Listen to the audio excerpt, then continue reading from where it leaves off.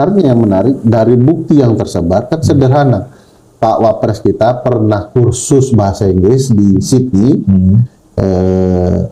di UTS, dia punya lembaga kursusnya sendiri.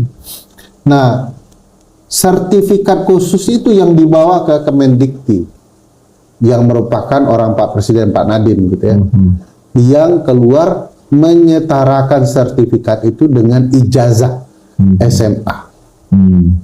Nah, pertanyaan besarnya, sejak kapan sertifikat khusus bahasa Inggris setara dengan SMA yang pelajarannya tidak hanya bahasa Inggris, ada matematika dan lain-lain. Nah, bagi saya ini petunjuk semua yang membuat orang-orang politisi bekerja bahwa ini tidak bisa dibiarkan. Ini harus diungkap. Ini kan semua tenang, seolah-olah ini bukan bagian dari problematika. Oleh karena itu pengadilan besok akan sangat menarik. Termasuk apa yang dilakukan KPU kemarin, menurut saya itu alat bukti petunjuk yang menarik bahwa ini ada upaya untuk menyingkirkan. Pertanyaannya, kalau KPU benar, kenapa buat peraturan ini? Nah, ini kalau kita lihat ya, selain soal proses yang ada di DPR tadi itu, proses perdata seperti ini memungkinkan juga untuk membuktikan kebenaran satu hal ya.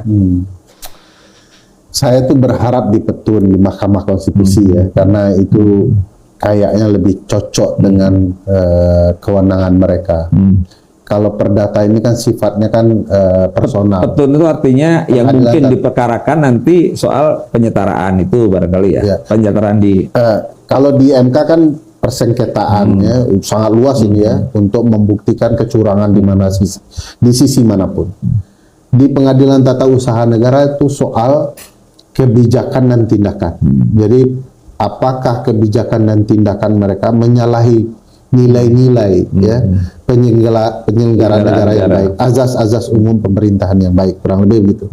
Nah, harusnya ijazahnya disetarakan, dikoreksi, kan azasnya profesional, ketelitian, hati-hati. Hati-hati nggak KPU gitu kan? Itu akan diperiksa. Nah, sekarang karena sudah ditolak kedua-duanya, publik lari ke perdata. Ada memang perbuatan melawan hukum dalam ruang keperdataan. Misalnya, apakah tindakan mengubah informasi soal ijazah dan lain-lain itu merugikan mereka? Apakah perbuatan melawan hukum itu merugikan publik dalam artian sifat keperdataannya? Bisa, tetapi itu tipis betul. Tapi itu terjadi, ini berjalan. Uniknya di perdata berjalan, sementara di dua lembaga lain tidak berjalan. Bisakah setidak-tidaknya nanti akan terpaparkan kebenaran materialnya? Kira-kira kalau dalam bayangan kita bagi publik ya, ini kan ada ruang-ruang yang bisa dilakukan oleh publik, katakanlah pihak-pihak yang ingin mempersoalkan itu melalui PT UN maupun. Tapi tanpa dorongan yang kuat, katakanlah dari orang-orang yang ada di politik, rasa-rasanya juga akan berlarut-larut atau bahkan susah tuh.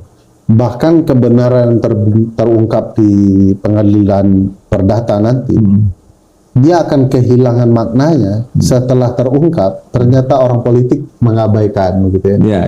Karena ujung dari semua ini adalah mengungkapkan kebenaran permainan politik tingkat tinggi dalam pemilu kita kemarin. Kalau kemudian setelah dibongkar, teman-teman politik tetap diam diri, nggak ada guna secara konsep penegakan hukum ya. Tetapi setidak-tidaknya publik sekarang jadi puas, betul, dirty vote betul lah.